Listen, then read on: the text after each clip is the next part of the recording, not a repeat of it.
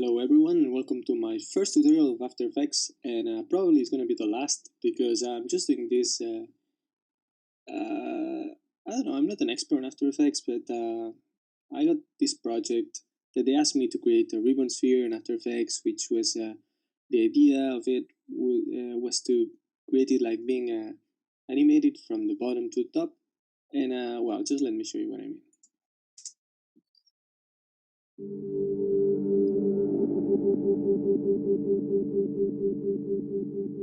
So that's it, and I'm doing this because I didn't know how to create it in 3D, and I had no idea to do that, and I was looking for tutorials and I couldn't find any. So I'm doing this so you guys can see how it's done, and it's very basic, but maybe you can find it useful. So okay, let's go to After Effects. Alright, once in After Effects, first thing we're going to be creating is a new composition. Okay, and you can do it like the size you want. I'm going to do it like HGTV 720 25, and create it like 10-second long. It's okay. Okay, hit OK. Alright, so the first thing we're going to be creating is the shape of the sphere, and the way we do that is just selecting this round rectangle tool and drawing a shape here on the top like that, and make sure to make it bigger than the size of the composition. You're going to see why in a few seconds. Just wait for it. Okay, so we have this, and we're gonna add a linear wipe effect to it. Okay, the way the reason why we're adding this linear wipe effect is for the animation. So we go here to the first frame and set a stopwatch for the completion. Make sure to make it 100 first. Stopwatch, move it on timeline like 1 second or so, and click 0. Okay, so what we have here, it's this thing, this shape being generated. The thing I don't like is the angle, because it's 90 degrees, and I want it to be I want it to be more dynamic. So let's do it in 45. Okay, so like that, it's nice enough. So okay, we have to do like a couple of shapes like this one. So just duplicate it, Command D or Control D on Windows, and move it down. Delete collides with the other one. Click P for position, P for position, and move it plus 75 pixels on the Y axis. Okay, and just basically do the same as you cover the whole thing. Plus 75, Command D, duplicate, move, P for position, plus 75 pixels on the Y, and the last one here, P plus 75. Okay, so we have our bars here, and the reason why we do that is, let me show you. First, we have to do a pre-comp. So click Layer, pre-compose, move all the attributes, okay, nice. Now, we click here and look for CC Sphere Effect, and we add it to our pre-comp, okay? So we have our sphere, alright? But it's not the shape we want to get, because like all the lines are separated. And the way we fix this is just clicking on the pre-comp, selecting all our shapes, then selecting the rotation tool or W and moving them up. If you want to see the values, just with all them selected, just hit R. You can see the angle. And I'm gonna move them approximately into 7 degrees or so and see what we got. Alright, so it's not the exact science. So the thing is that we're getting these non-continuous bars. So how we fix this? Let's go back to our pre-comp and move them and check again. Okay, so this may take a while, so let me do all that stuff and come back to you in a sec.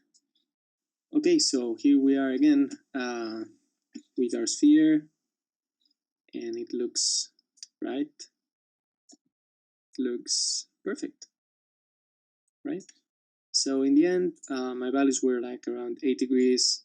I moved the those shapes a little bit up and a little bit to the left, so now everything looks kind of nice. Okay, moving on. So now we have our sphere, okay? But we are going to create a background because like this is kind of sucky. Select layer, new, solid, and make it comp size. The color doesn't matter because we're gonna add a ramp effect. Sorry, ramp, yeah, to it, okay? And I want it to be radial ramp and move it to the center. Just make the first color white and the second color light gray. So change ramp scatter to 100. Like that. So it's more diffuse. Right? Move it here. Okay. So now we have our background. Next thing we're going to change is the sphere itself, because, well, you can always change these values like light and shading of the CC sphere, but well, now I kind of like them. The only thing I don't like is the color and the perfection of the sphere. I wanted to make it more rough, and the way I do that is just with the texture. So we go to project. Well, first we go to internet, and we go to Google Images and look for a texture. In my case, I just was looking for a grunge texture, so I took this second one. I thought it was kind of okay. And well, we go back to After Effects, double click here on the project panel, and select your texture, click open, and bring it here. Okay. So once we have it here, the thing we need to do is like create a matte for our sphere. So just select toggle switches modes, and on track matte, just hit Luma Matte pre-comp. That way, what we're creating is like everything that's outside our shape, or everything that's not our shape, just gets obscured. We don't see it, and the thing we see is the thing that is inside our shape. So you can see the result here. The thing that it's kind of, I mean, it's good, but we can make it better. The way we can make it better, it's selecting again the CC sphere effect and moving it to our texture. So now we gain like the texture itself and all the lighting of this sphere that we can change in the future. So make sure to do something, because if you go to the comp and you move your sphere, you know, it's going to be masked by your matte. So the thing that I was telling you to do is taking this icon, this peak whip, and moving it to the composition. That way our texture is going to move with our sphere. Well, once we have the texture of our sphere, we need to animate it. The way we set the keyframes before doesn't make any sense, because our sphere is animating like that, and we want it to be animated from the bottom to the top. So we fix that just by hitting U on the first one and the second. The thing we want to achieve is here, when this first bar or shape it's almost to the end of the completion, we want the next one to be on the start. Okay, so we go to this one, to the second one, and we offset it in the way we can see it starting when the other one is ending. We do the same with the next ones. The first one move here forward in time, and like that. Move again. stay on the point where our last one is almost finished and move the next one to the point where it's almost starting. And here, and the last one, like that. So now we have to check if everything is okay, or we have to tweak it a little bit more, because maybe there's some delays, maybe here.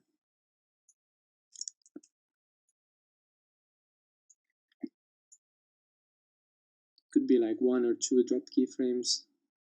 Not here, not here, and not here. So everything seems to be fluid and okay. So that's the first time it happens like that, but to me. But if you have any problems, just tweak these values like that, move them forward or backwards in time, so you don't get like a bar that stops and then the next one starts like a couple of frames before, because you want it to be fluid. So we have it like that. So next thing we have to do, it's like well, in my first animation I set the rotation to 90. That way we could see like the animation being generated from the bottom of it. And we go here to where it starts, we set a keyframe for rotation on X, and we move forward in time. And when it finishes, we set it to 0. Okay? Well, maybe it's better to leave the animation a little bit more forward in time, so we can see the spiral, and then, so that way it seems like it's just two-dimensional, and then we see that it's 3D, well, even if it's simulated 3D. And one thing we can do is go here in the start of the animation and set a keyframe for rotation Y on the CC sphere effect and move in time again, and when it finishes we can do like that. So that way the sphere is rotating on the Y-axis to here.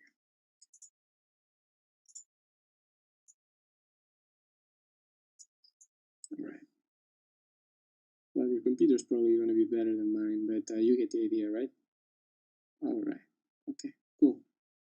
Nice. So the thing that I want to do now is, I kind of like it, but I would like to make it more, not so perfect. So there's an effect called roughen edges that we can add here. And you see, like, the edge of our shape, it's distorted. And we can change the value of the border to 20. Come here to the start. And hit U again to see where your keyframe is. So the keyframe for the border, and move here to the end and set it to 0. So that way we end with a perfect shape. And we start with a shape like that. Maybe you want to leave it, like distorted. It's kind of cool. So you guys play with those values. This is a pretty cool effect. So you can achieve multiple variations of the thing we're doing here. All right. So we have this sphere, and the next thing we're going to be doing is adding some text.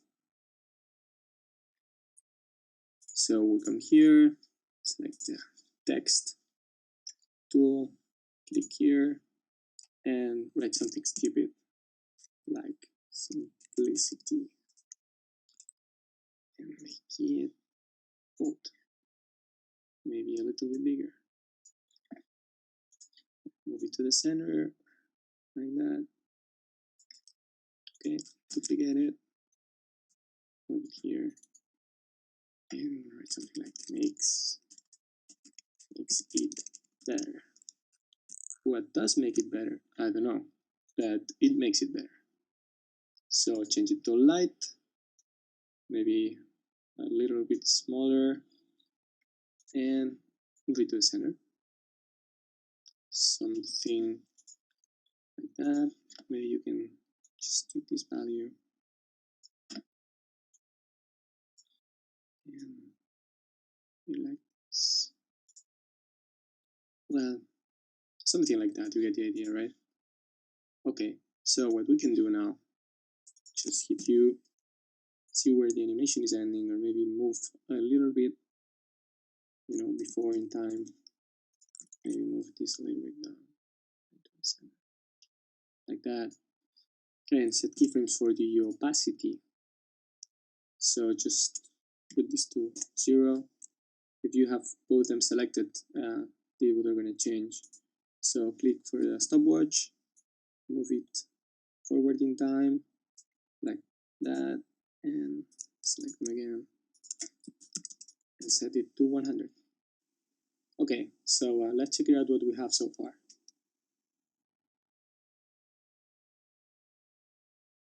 Well,